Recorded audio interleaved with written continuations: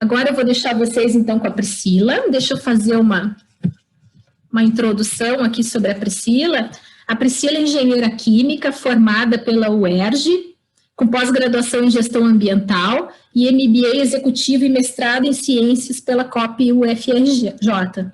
Atuou por 11 anos em aterros sanitários, tendo acompanhado diretamente a implantação, operação e controle de qualidade desses projetos. Em 2015, fundou a Evolui, que é uma empresa que atua no Brasil, oferecendo serviços de inspeção em geomembranas, mesmo depois de instaladas e cobertas com solo, resíduos e líquidos. Ela vem publicando artigos técnicos, divulgando esses resultados de aplicação dos métodos geoelétricos no Brasil. A gente tem muita literatura desses métodos fora do Brasil, nos Estados Unidos, em obras dos Estados Unidos principalmente, e no Brasil a Priscila vem liderando isso. Priscila, está conosco? Seja bem-vinda. Oi. Opa! Tudo bem? Tudo certo. Palavra contigo. Estamos muito felizes por tê-la aqui conosco. Obrigada, Andréia. Obrigada, eu vou compartilhar aqui. Boa tarde a todos.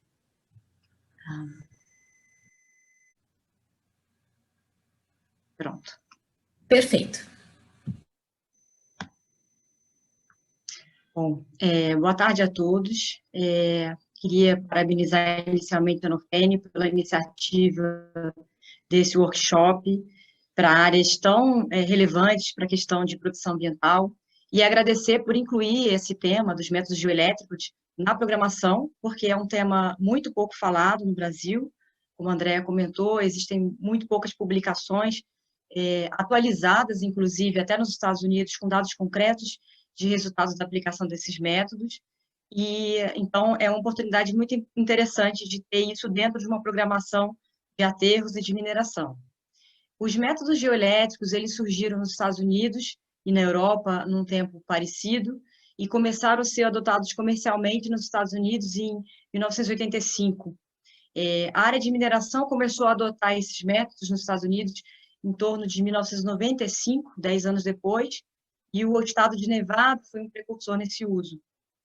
Atualmente, os Estados Unidos utilizam bastante esse tipo de técnica para garantia de qualidade, a camada de permeabilização em aterros sanitários e na área de mineração. E também em alguns países da América Latina, como Peru, Chile, Argentina, também já estão se adotando esses métodos. Com relação aos aterros sanitários, pelo menos 9 estados dos Estados Unidos já adotam esses métodos como requisito para a implantação de aterros sanitários, são requisitos ambientais obrigatórios. E no Brasil, recentemente, esse ano, a NBR 16199, que é a norma brasileira que estabelece os requisitos para a instalação de geomembranas, incluiu esses métodos como recomendação. Então, foi um marco importante para que os empreendimentos brasileiros começassem a adotar esses métodos, ou pelo menos começar a olhar para eles e que gaps eles conseguem abarcar dentro do controle de qualidade. E aí eu começo a apresentação com uma provocação.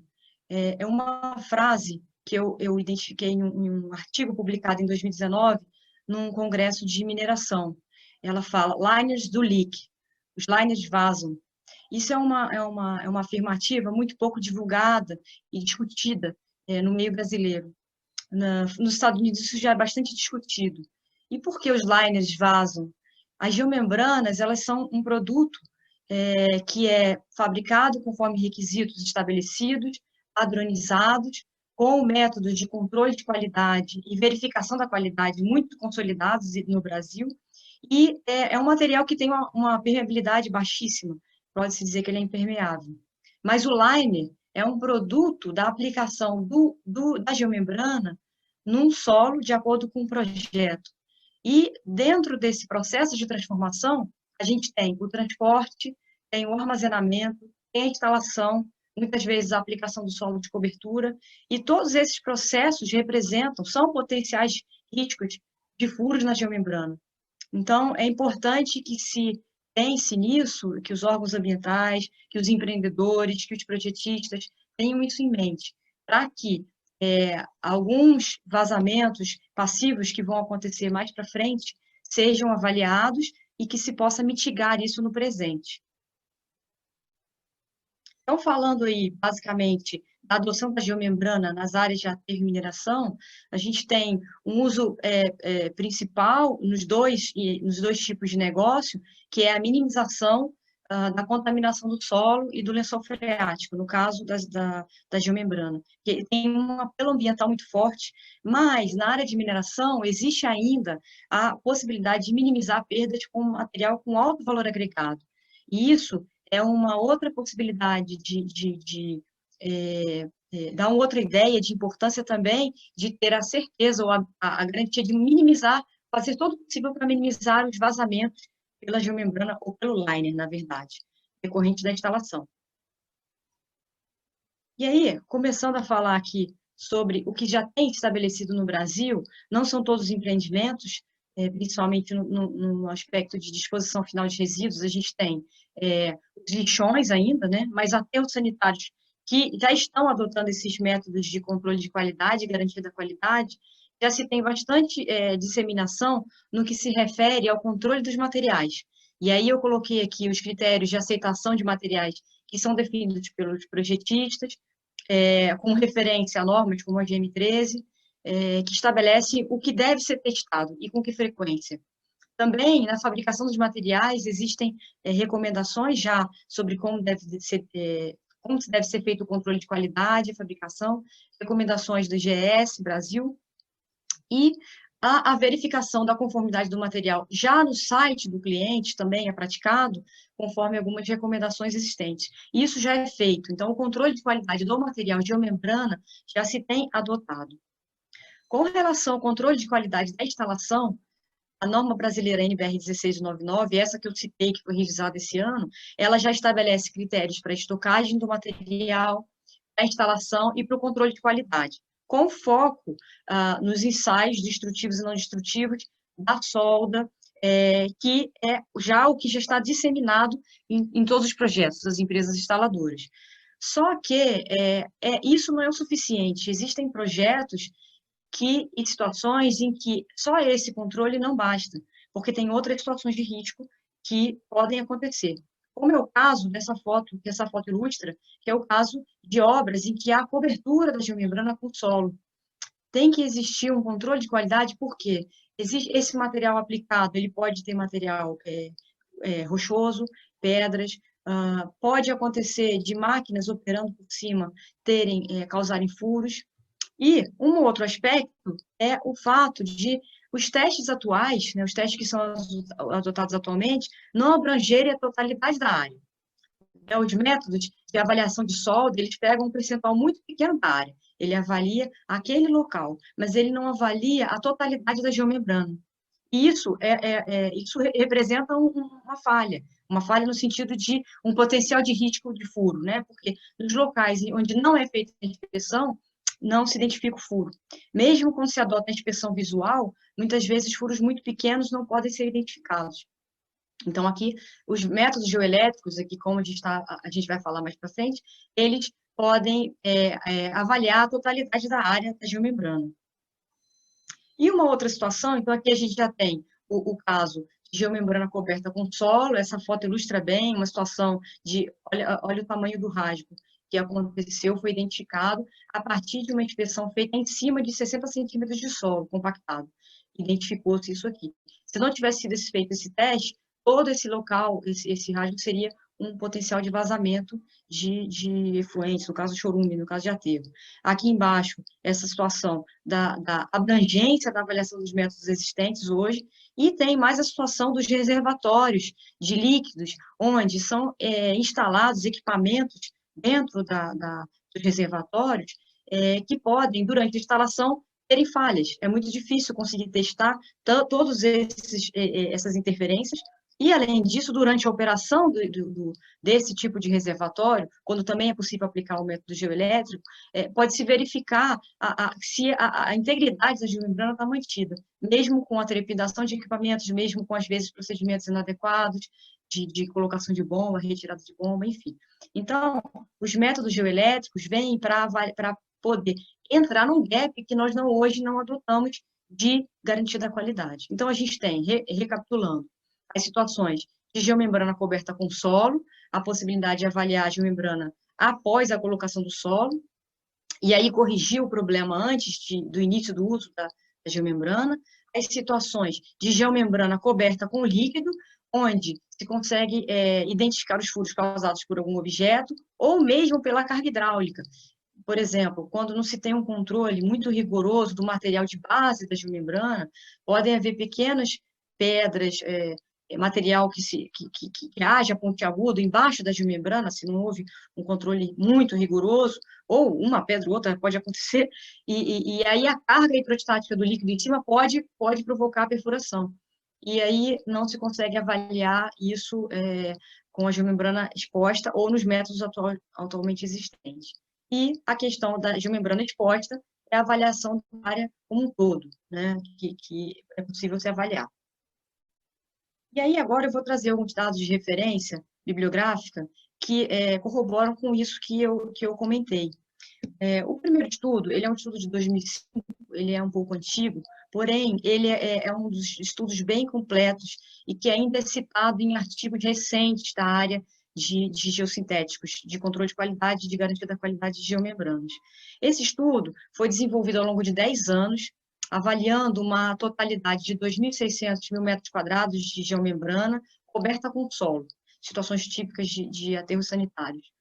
E nesses projetos foi identificada uma média, onde nesses projetos se adotou os métodos geoelétricos, né, de 4 a 22 furos por hectare, por 10 mil metros quadrados. Então, em todos esses projetos foram identificados furos com uma média, né, que se pode dizer, de 4 a 22 furos por hectare. Isso em 2005. E uma coisa bem interessante é o seguinte: dos furos identificados, foi feita uma estratificação do tipo de ocorrência e se identificou que 73% dos furos aconteceram pela aplicação da camada de cobertura. Ou seja, esse tipo de furo só poderia ser verificado posteriormente, né, se não tivesse a aplicação desses métodos, quando contaminasse o lençol freático. Só seria verificado dessa forma. E isso pode levar algum tempo. E desses furos, a gente teve também 24% que aconteceu durante a instalação da geomembrana. Então, durante o processo de instalação, questão de solda, corte, que depois não foi reparado e ficou dentro do line. E só 2% dos furos foi identificado depois do início do uso da geomembrana, que aí pode ser situação, por exemplo, de aterro sanitário, na primeira camada de lixo, que pode haver algum material pontiagudo, uma operação em condições de chuva, em que a camada de proteção pode ser desgastada por uma eventualidade, e aí haver um furo.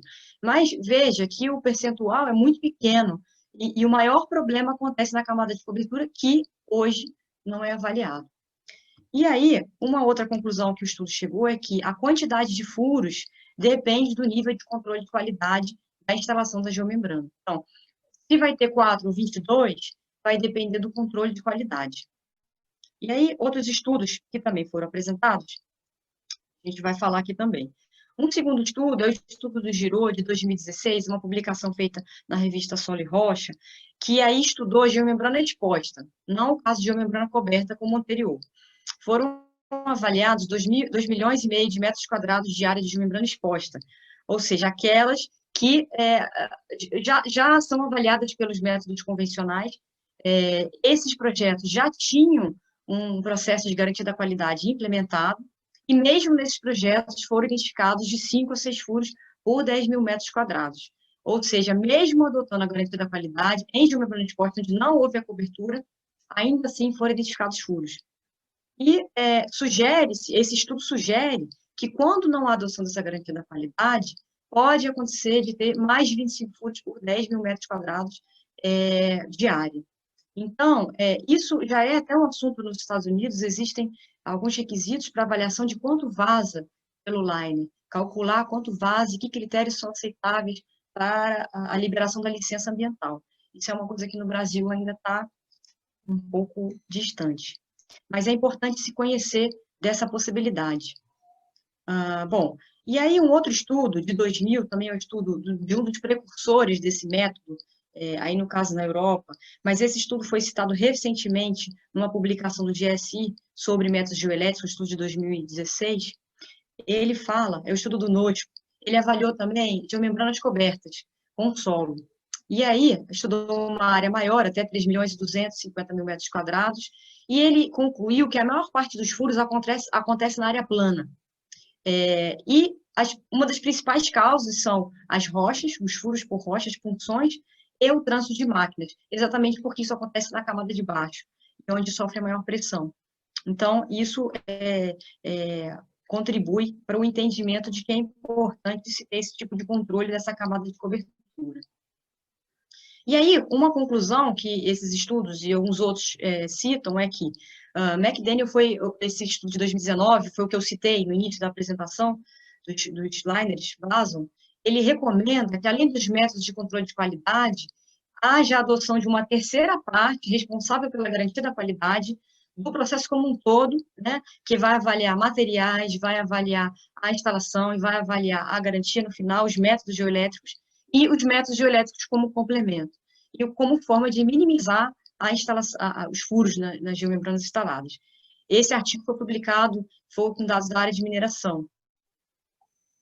O artigo do Giraud, que eu citei também, sugere a adoção de um plano de garantia da qualidade para as construções envolvendo as geomembranas, e no quais estejam previstos os métodos não destrutivos para avaliar a integridade da solda, as inspeções visuais e também os métodos geoelétricos de forma complementar.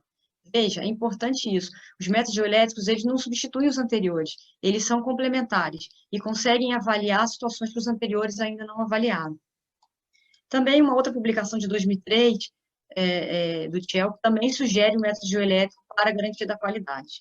E aí, considerando todas essas contribuições de fora do Brasil, é que houve uma atualização na NBR 16199. A versão anterior já considerava, já citava os métodos geoelétricos, mas essa versão que saiu esse ano, ela fez uma sugestão, uma recomendação, vamos dizer assim, de que a verificação da integridade global da obra seja feita a partir desses métodos geoelétricos. E aí ela cita os métodos de geomembrana exposta, para verificar a geomembrana exposta, e geomembrana coberta com líquido ou sólido. Todos esses métodos, eles estão estabelecidos já em normas da STM e são já bastante consistentes o seu uso fora do Brasil, e é uma questão de tempo para que aqui no Brasil se avance nesse sentido. E aí, entrando no princípio dos métodos, esse diagrama mostra a aplicação, aqui a geomembrana em preto, né, escuro, e abaixo o solo onde a geomembrana está ancorada. E em cima, essa parte cinza aqui, onde está o material de cobertura, no caso líquido ou sólido, né, ou a própria geomembrana pode ser o caso. Então, há uma aplicação de uma tensão elétrica sobre esse material de cobertura, através de um eletrodo, e um eletrodo de retorno que fica no solo, embaixo da geomembrana. E é feita a leitura ao longo de toda a área da geomembrana, de modo que, havendo uma anomalia de corrente elétrica, é o local onde tem furo. Perdão. É o local onde tem furo. Então, uma questão, avalia-se exatamente a descontinuidade pelas propriedades elétricas, de isolamento elétrico, que existe na geomembrana, comparativamente com os materiais onde ela está instalada. E aí, falando um pouco de todos os métodos, a norma da STM 6747, de 2016, foi a última revisão, ela cita todos os métodos, nos Estados Unidos eles chamam de métodos elétricos, aqui no Brasil a gente chama de métodos geoelétricos, para localização de furos, ele cita os métodos para geomembrana exposta, que é onde ela não está coberta com nada, e geomembrana coberta. E faz referência a todos os métodos que também são citados na NBR, a norma brasileira. Então, para a geomembrana exposta, nós temos o método de poça d'água, essa aqui é a referência da norma STM, que define os critérios para a realização de cada um desses métodos. Depois tem o método de lança d'água, o faísca, o arco elétrico, e para a geomembrana coberta, temos o método de polo, que ele inclui tanto a cobertura com líquido quanto com sólido, e o sistema de monitoramento permanente, que também é possível que se avalie durante todo o uso da geomembrana, implantar um sistema para avaliar a integridade dela ao longo de sua vida útil ou por um tempo. Esses métodos, todos de geomembrana exposta e o dipolo, são para inspeção, uma avaliação naquele momento. E agora, nós vamos abordar o método de poça d'água, Eu escolhi esse porque é um método que a gente ainda não viu utilizando aqui no Brasil, se tiver bastante restrito, mas ele é muito usado fora, e o método de polo, que é esse que envolve a cobertura da geomembrana. Existem outros métodos que já estão sendo utilizados em pouca extensão no Brasil, mas já tem algum início. Aí, falando do método de poça d'água, a gente tem aqui um diagrama que mostra exatamente como ele acontece. Então, a gente tem a geomembrana exposta, a geomembrana aqui nessa imagem. Existe aqui um coletor de dados que tem um sinal elétrico, que identifica esse sinal elétrico e gera um sinal sonoro. Então, conforme o operador vai caminhando pela geomembrana e ele consegue avaliar tanto o talude de ponta base, ele vai identificando o furo no mesmo momento. E o princípio que está representado no diagrama é o mesmo que eu apresentei no slide inicial. Existe um eletrodo de retorno e existe uma aplicação de corrente na área. E conforme o operador vai caminhando, no ponto onde há uma anomalia no campo elétrico, há um sinal que é percebido pelo operador. O uso da água aqui é para aumentar a sensibilidade do método e permitir que se identifique furos muito pequenos. Essa imagem mostra um furo identificado por esse método, né, em que identifica um furo de 6,9 milímetros em uma área de 80 mil metros quadrados inspecionada. É claro que, assim, isso é para mostrar o quanto ele é sensível, porém, ele consegue identificar situações de risco maior de furo ou, inclusive, de falhas. E aí, algumas vantagens do método. Primeiro, é importante falar que ele tem a capacidade de identificar furos de até 1 milímetro, respeitadas, é claro, as condições das premissas e as limitações do método. Ele é um método muito interessante por ele poder ser instalado, ele pode ser feito progressivamente. Então, por exemplo, numa obra de mineração, em que é uma obra muito grande, em que tem uma velocidade muito grande, e tem a necessidade de se avaliar a geomembrana exposta, ele pode ser feito concomitantemente com a instalação. Ele pode ser aplicado em geomembranas condutivas e não condutivas, pode ser feito também em sistema de dupla camada, cada camada de geomembrana é avaliada em separado. A produtividade é em torno de 15 mil metros quadrados por homem por dia, então uma velocidade alta.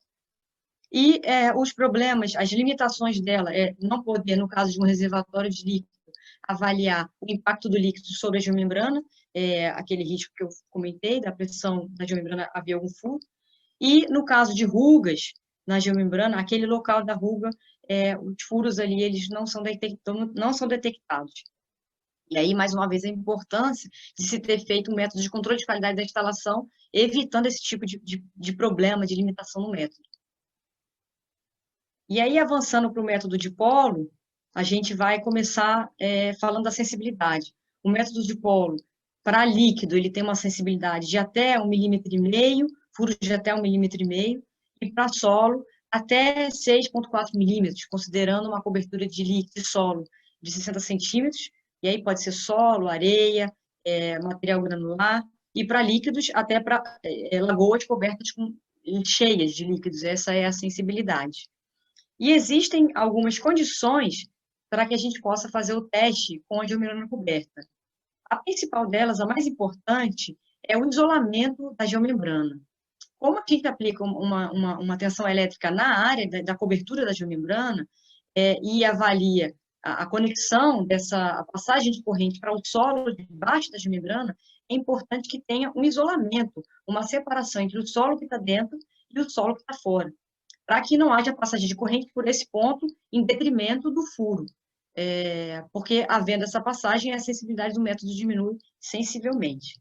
Então, esse é um aspecto muito importante que precisa ser visto na preparação da área durante a construção da célula. No caso do reservatório de líquido, é importante, em geral, as lagoas, por exemplo, de chorume, efluentes, eles têm essa área exposta da geomembrana, mas, por exemplo, reservatórios, esse aqui é um reservatório de água, em que havia um material, areia, nas laterais. Então, esse tipo de situação não dá para fazer o teste, porque há uma conexão do solo ou do material condutivo de cima com a parte externa. Tá? Por exemplo, se a gente tiver um canal de concreto aqui, no caso dos canais de irrigação, o canal de concreto coberto com líquido é possível inspecionar, mas ele não pode estar conectado com o solo de fora que está embaixo da geomembrana, porque senão há condução de corrente. Bom, outra situação importante é remover os equipamentos dentro da área testada para que se possa varrer toda a área, né? E desconectar os equipamentos que estão conectados com a parte externa e que pode haver passagem de corrente. Aqui é um caso de lagoa que está vazia, mas eu estou falando isso com relação ao teste de lagoa cheia, só para mostrar a fotografia. E aqui é uma outra situação que pode acontecer, é uma lagoa em que tem, esse aqui é o detalhe da foto, uma tubulação metálica que tem contato com o líquido, e aqui ele mostra que tem contato com a parte externa. Essa tubulação metálica, ela atravessa a geomembrana e tem contato com o solo de baixo. Tem que haver um isolamento dessa tubulação para que também não haja passagem de corrente por esse ponto e não se consiga identificar furos de uma sensibilidade desejada nessa localidade, de tamanho esperado nessa localidade. E aí, agora entrando no método de polo para cobertura de líquido, né, falando especificamente do teste com líquido, a gente tem aqui também o princípio, né, a aplicação de uma tensão elétrica sobre o líquido. Essa figura ilustra quando a gente faz o teste em nível raso, mas é possível fazer o teste também com nível alto, eu vou mostrar as fotografias. Com essa tensão elétrica aplicada no líquido e um eletrodo de retorno lá de fora, conforme o operador vai caminhando, onde há anomalia elétrica, ele identifica o sinal sonoro no equipamento e identifica a passagem de corrente ali ao furo. É possível ser feito o teste com a lagoa em nível baixo, em nível raso, como essa foto que está aqui, até 80 centímetros, quando se quer avaliar principalmente o fundo, ou, por exemplo, depois de um processo de dragagem de uma lagoa, que quer se verificar se durante a dragagem houve algum dano na geomembrana, algum furo, pode-se avaliar diretamente pelo método nível raso, né? E também é possível fazer com a lagoa cheia, o reservatório cheio, em que se avalia aqui o talude e o fundo da geomembrana, tá? Sem a necessidade de esvaziamento da lagoa. E aí, falando desse método, ele já você testa a geomembrana, as vantagens, né? Submetida à pressão hidrostática, então o peso do líquido, caso ocasione algum dano na geomembrana, algum furo, você já consegue identificar. Ele localiza furos em soldas e manchões que tenham acontecido durante o processo de instalação. Ele tem uma alta sensibilidade para localização de furos pequenos, a gente consegue identificar furos de até 1,5 milímetro. Isso é definido na norma. Todos esses tamanhos de furo que eu estou falando aqui são tamanhos de furos definidos na norma. Então, cada uma dessas normas da STM estabelece a forma como deve ser feito o teste, os critérios para que se tenha uma sensibilidade ou seja, que se ache furos até esse tamanho nessas condições. Pode ser aplicado em lagoas, reservatórios e tanques em operação. A produtividade é menor do que na geomembrana exposta, 6.000 metros quadrados por homem por dia. E a limitação é que não se pode avaliar a geomembrana que não tem líquido em cima. A parte da geomembrana que está exposta não se consegue avaliar por esse método. E aí, agora, falando do dipolo também, com a geomembrana coberta com solo, a gente tem o sistema é bem parecido com o líquido, a diferença é que aqui na cobertura a gente tem um solo, também existe a aplicação de uma tensão elétrica, um eletrodo de retorno, e faz-se a leitura em vários pontos do solo, como está aparecendo nessa foto aqui. A área é toda varrida com uma sonda, os dados, nesse caso, não são imediatos, se coleta os dados nesses amostradores, nesses coletores de dados, e depois baixa-se no sistema, no software, e se identifica o furo. Para que se identifique isso, é feita uma malha de monitoramento. Essa malha, o tamanho, o espaçamento dessa malha é definido a partir de um teste de sensibilidade, definido na norma também, e aqui a foto que mostra o coletor de dados. Esses são imagens de furos identificados pela aplicação do método de polo em geomembrana coberta com solo. Aqui a gente tem um marco de topografia, tem aqui um corte, e aqui a gente tem o furo da geomembrana. Bom, aqui estão fotos também que ilustram os tipos de furo. Aqui a gente tem um corte linear com estilete, provavelmente durante a instalação, falha de solda, punção por rocha, ou seja, furo por rocha. Aqui foi um marco de topografia achado dentro da camada de geomembrana, estava abaixo do geossintético, foi avaliada uma camada de areia de 20 centímetros de argila. E aqui um furo não, aqui é um rasgo por máquina, em que esse furo tinha 4 metros de extensão. Então, a gente pode falar, vamos aplicar o método geoelétrico para identificar furos pequenos? Sim, identifica furos pequenos, mas também identifica furos dessa magnitude. E aí as vantagens, né, o fato da gente poder, é o único método que consegue avaliar os furos embaixo da camada do solo de cobertura, consegue avaliar 100% da geomembrana, a produtividade é menor, 5.000 metros quadrados por homem por dia, e consegue identificar furos até 6,4 milímetros, quando se tem até 60 centímetros de geomembrana coberta. Necessita apenas de umidade na camada de cima, para que haja uma condução de corrente adequada, e na camada de baixo. Então, resumindo, nós falamos aqui de 3 métodos: um método de poça d'água para geomembrana exposta, um método de polo para geomembrana coberta com solo, e um método de polo para geomembrana coberta com líquido. E agora eu vou apresentar alguns dos resultados, vou tentar passar um pouco rápido, porque acho que o tempo está caminhando, sobre alguns resultados, só para ilustrar o que já se tem de resultado em relação a isso, ilustrar o que foi dito. Então, os 2 primeiros casos são artigos publicados na área de mineração, com resultados da área de mineração e de aterro sanitário. Os 2 adotaram o método de polo, eram geomembranas cobertas com solo, e a malha de espaçamento da malha foi de 3 em 3 metros, a coleta de dados foi feita a cada 1,5 metro. Então, foram caminhados, caminhou-se a cada 1,5 metro da área toda. O primeiro resultado foi publicado no REGEL de 2019, em que houve a publicação dos dados de um estudo de mineração, que foram de 22 projetos na área de mineração dos Estados Unidos e México. Esses dados foram coletados pela LSI, uma empresa que atua nos Estados Unidos, é precursora nessa área de métodos geoelétricos. Os dados foram coletados entre 2015 e 2017. Foram 22 projetos. Esses projetos estavam em 4% no estado de Michigan,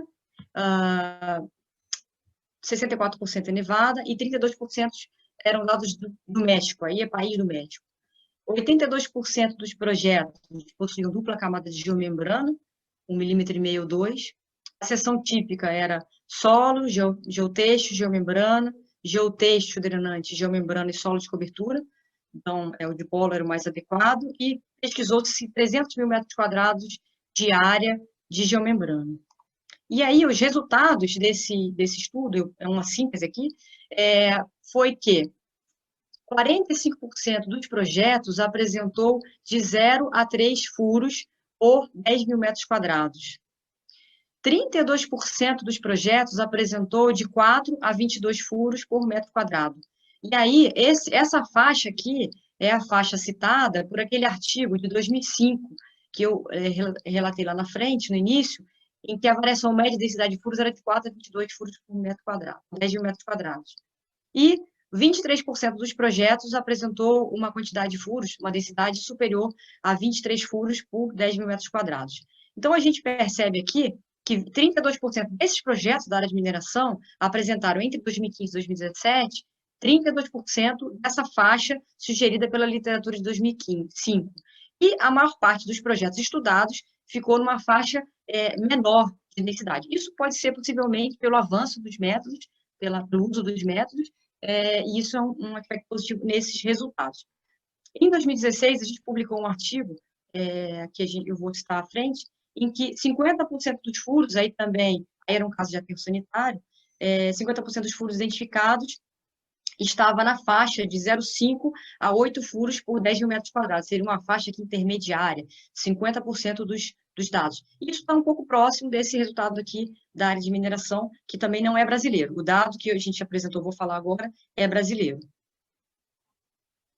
E aí, a consolidação desse estudo mostrou que 220 furos foram reparados em cerca de 300 mil metros quadrados de área inspecionada, na área de mineração.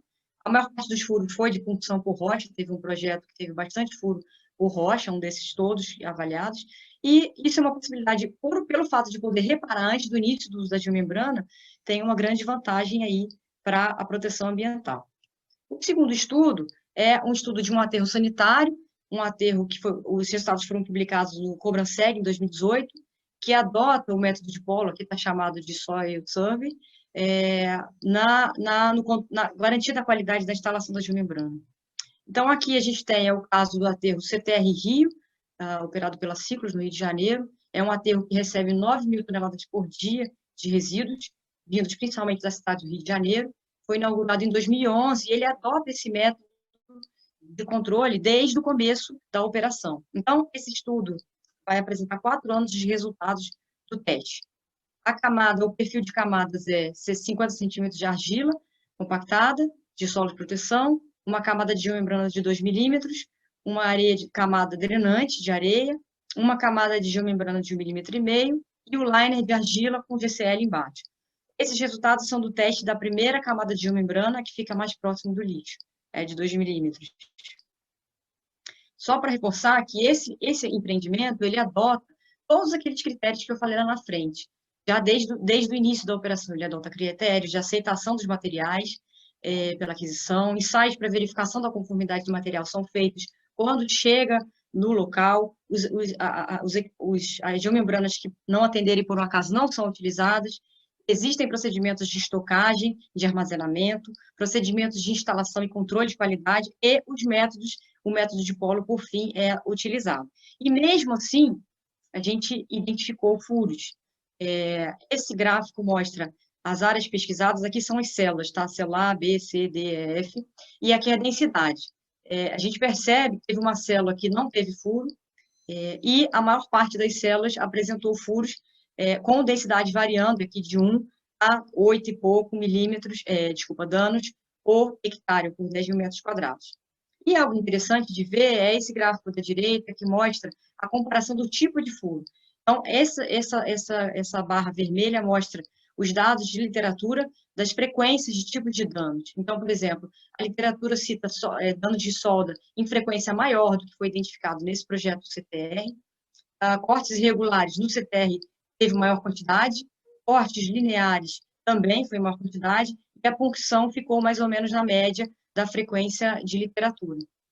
E aí, com esse resultado, das 310 mil metros quadrados de área inspecionada ao longo de 4 anos, 53 furos, pequenos ou grandes, puderam ser reparados e corrigidos e não contribuir para um vazamento do liner ao longo do tempo. A média, se a gente tirar uma média da área, ficou a densidade em torno de 1,7 furos por 10 mil metros quadrados, que está dentro da faixa da literatura citada anteriormente. E, por fim, esse caso não foi um artigo publicado, mas é um comentário sobre uma possibilidade de uso interessante, os whales, ou os baleias, como tem sido chamado pela comunidade científica. Os reservatórios de líquidos, onde acontecem as bolhas, surgem as bolhas, e essas bolhas, muitas vezes, são formadas por conta de furos na geomembrana, em que o material líquido percola. Se ele tiver material orgânico, ele degrada, gera gás. Esse gás faz pressão na geomembrana, ela desconecta do solo, e aí começa a aumentar a bolha, e nesse desconexão, pelo próprio furo, entra chorume, e as bolhas tomam proporções muito grandes, e acaba que se tem que remover toda a geomembrana. Então, uma forma de minimizar essa ocorrência seria realizar a inspeção da geomembrana no início do seu uso, logo depois da instalação, e fazer inspeções com uma certa frequência. Isso nos Estados Unidos já acontece. Na própria licença ambiental dos empreendimentos, se define uma frequência para inspecionar a lagoa e verificar se ela tem algum tipo de vazamento. E, por fim, a conclusão, esses métodos, então, os métodos geoelétricos representam-se como complementar aos métodos de controle de qualidade que hoje se empregam para a instalação da geomembrana. Eles são muito eficazes na localização de furos e capazes de identificar situações em que, pelos métodos convencionais, não seria possível, além da abrangência de 100% da área da geomembrana coberta. O método geoelétrico poderia ser introduzido no plano de garantia da qualidade da construção, permitindo identificar furos e fazer o reparo imediato, logo, evitar problemas futuros que talvez hoje no Brasil ainda não estejam sendo identificados por falta de dados ainda divulgados sobre isso, é um assunto também que não se deseja divulgar. Também permite a inspeção em reservatórios de líquidos durante o seu uso, em casos, por exemplo, de compras de empresas do DIRES, em casos de suspeita de operação da própria lagoa ou de algum acidente que tenha ocorrido, é possível verificar e fazer a correção antes do surgimento de algum tipo de problema maior. E essa prática, que já é tão difundida fora do Brasil, poderia ser incluída tanto na indústria de mineração quanto de aterros sanitários aqui no Brasil. E, por fim, eu trago aqui as referências bibliográficas de tudo que foi citado e agradeço. Obrigada. Opa, excelente, Priscila. Deixa eu abrir aqui o vídeo. Temos algumas perguntas aqui para a gente finalizar. Sérgio Costa pede para te retomar esse ponto sobre a aplicação do método geoelétrico depois que já tem resíduo, porque ele tinha essa visão de que só pode ser feito antes da disposição. Existem, para o caso de biomembrana coberta com solo, a maneira de se avaliar depois de se colocar o resíduo é fazer a implantação do sistema permanente, que aí é o caso que tem já nesse aterro do CTR Rio, em que se aplica uma malha de eletrodos embaixo da geomembrana e eletrodos, alguns poucos eletrodos na camada de cobertura. E aí tem painéis elétricos ao longo, aí é um projeto, né, ao longo da área, em que se consegue avaliar periodicamente a integridade da geomembrana. Eu não abordei isso na apresentação, foquei basicamente na inspeção, mas é possível. Uhum. Existem mais projetos assim no Brasil, além desse da Central de Tratamento de Resíduos no Rio de Janeiro? Acho que é muito incomum, né, de detecção, sistema de detecção permanente. De avaliação permanente no Brasil, sim. Mas a gente tem recebido algumas ideias, algumas solicitações com relação, às vezes, a reservatórios de água e alguns de efluentes que têm um alto poder contaminador, alto poder poluidor, né, em que qualquer vazamento poderia dar algum problema, então quer se identificar logo, né, não quer se esperar até a inspeção. Mas ainda só tem um no Brasil. Esse caso das baleias que tu comentaste ali na apresentação é muito comum, né? Infelizmente é uma coisa que a gente vê muito. E aí surgem os causos, né? A gente vai escutando as coisas, como as pessoas resolvem isso, né? Então eu já ouvi casos de solução de espingarda até, assim, para eliminar. Existe uma recomendação técnica nos Estados Unidos, que ela estabelece que pode ser feito um furo nessa bolha, esvazia a geomembrana e faz uma correção pontual para ter uma sobrevida na geomembrana. Isso é possível, existe já recomendações sobre isso. Se alguém tiver interessado, depois eu posso até mandar. Mas é uma sobrevida, não resolve, porque o material que está embaixo, o solo que está embaixo, dependendo do tempo que ele ficou ali degradando, ele vai aparecer bolha de novo. Então, o ideal é se fazer um sistema de drenagem embaixo da geomembrana, colocar dreno para receber esse material e avaliar. E o dreno testemunho consegue identificar isso, mas não corrigir, não saber onde é o ponto, né? Marco Segura pergunta se os métodos geoelétricos, isso vem da nossa sala em espanhol, se os métodos geoelétricos podem ser utilizados com qualquer tipo de geomembrana, ou se existe alguma limitação. Não, pode ser usado com todas as geomembranas. Condutivas e não condutivas, pode ser utilizado. O que a gente precisa avaliar é o material que cobre a geomembrana e o material que está abaixo da geomembrana. Ver se eles têm condutividade para que se possa fazer o teste. Tem que ter um material, a geomembrana que ela é isolante, um material condutor em cima e outro embaixo. É possível. Aqui tem várias mensagens de parabéns, colocando o quanto a apresentação foi ótima. Aqui, a Raísla, da UNB, parabéns pela palestra, foi muito agregadora. Eu gostaria de saber quanto custa aplicar o método geoelétrico, por exemplo, em 1 hectare de instalação de geomembrana? Uma referência de valor para ter uma ideia. Olha só, nos Estados Unidos, eu vou dar a referência que eles têm em torno de $1 por metro quadrado. 1 metro quadrado. Aí, assim, essa questão do valor, é um valor que a gente pode dizer que é em torno de até 2%, 1% do valor gasto na compra do material e na instalação. É um seguro que você faz para a geomembrana, né? Verdade. Uma pergunta aqui de Bernardo Emanuel Lopes Silva. Gostaria de agradecer pela palestra e perguntar se é um método recomendado para o controle de qualidade de pequenas áreas, digamos que menor de 10 mil metros quadrados. Digo isso em termos de custo e mobilização de pessoal. Esse é um método que serve para isso? Então, existem muitas solicitações com relação à avaliação em lagoas de tratamento de efluentes em que tem um potencial poluidor. É claro que a mobilização num país como o Brasil é um valor significativo. Conforme maior a área, menor o valor de mobilização e aí menor o custo para fazer o teste. Mas ele é possível, sim. É um valor viável. É um valor viável. Mas é claro que, sim, a gente está falando de um método novo para evitar a contaminação. Então, muitas vezes a empresa vê como um novo custo. Um novo custo. Se pensar que é um investimento, principalmente em situações em que você tem corpo hídrico muito próximo, quando você tem um potencial, um efluente com alto poder poluidor, são situações que se justificam. Uhum.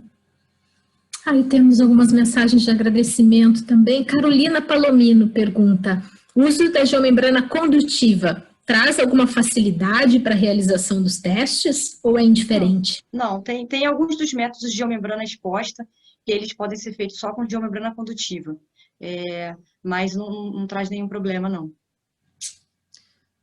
Uma pergunta da sala em espanhol. Josefina Martina. Deixa eu só esclarecer. Mesmo a geomembrana condutiva, o solo de cima e de baixo, ele vai ter uma condutividade maior do que essa geomembrana condutiva, então ela não vai impactar no resultado. Perfeito. Josefina Martina pergunta se tem uma limitação, se existe uma limitação de espessura da cobertura sobre a geomembrana para utilizar o método geoelétrico. Usualmente, para garantir no caso do solo, né? Para garantir aquele tamanho de furo, 6,4 milímetros, até 60 centímetros, o que é recomendado pela norma, cobertura de até 60 centímetros de solo, em cima da geomembrana. E para finalizar, só porque a gente já vai para a segunda sessão, só um comentário aí, uma contribuição do Denis Parra. Ele comenta que no Peru, na Argentina, no Chile, o custo desse trabalho de detecção é de 35 centavos de dólar por metro quadrado. Então, traz uma contribuição aí só para nos mostrar o quanto esse método, essa tecnologia se torna acessível, sim, né? É uma questão que é viável e está aí ao alcance. Sim. Priscila, muito obrigada. Finalizamos exatamente no tempo correto. Isso é ótimo para a nossa programação e foi maravilhosa a tua palestra. Muito obrigada. Obrigada, Andréia. Obrigada a todos.